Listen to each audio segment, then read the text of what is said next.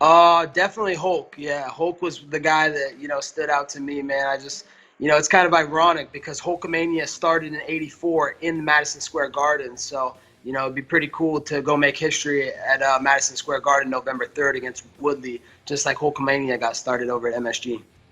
Oh, dude, there were so many. The LOD Legion of Doom, they were dope with the spiky shoulder pads.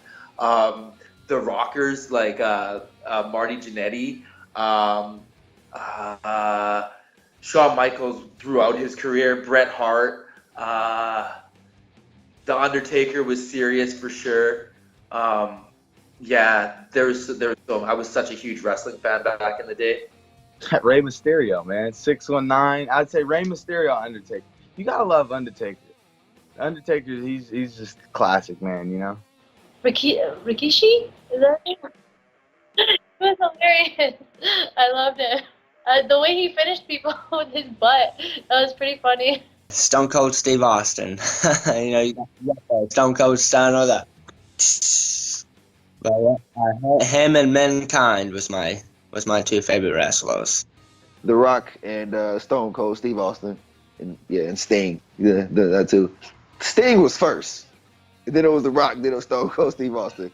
I watched it like when it was like WWE or WWF, like when I was super young. So it was always The Rock. That's why I'm always like busting out the people's eyebrow during photos and interviews. So It's funny, my brother and me, we had like, I was Stone Cold and he was The Rock's kind of favorite.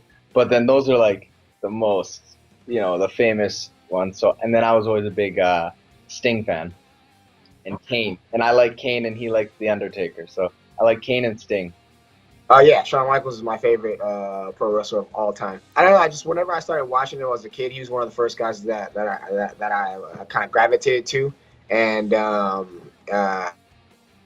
me over the years, guys like Stone Cold, The Rock, Triple H, those guys became my favorites. But as far as all time goes, it's Shawn Michaels. My favorite pro wrestler was without a doubt Stone Cold. I mean, because he drank beer and fucked people up. That's what I liked about him. He was just a country badass,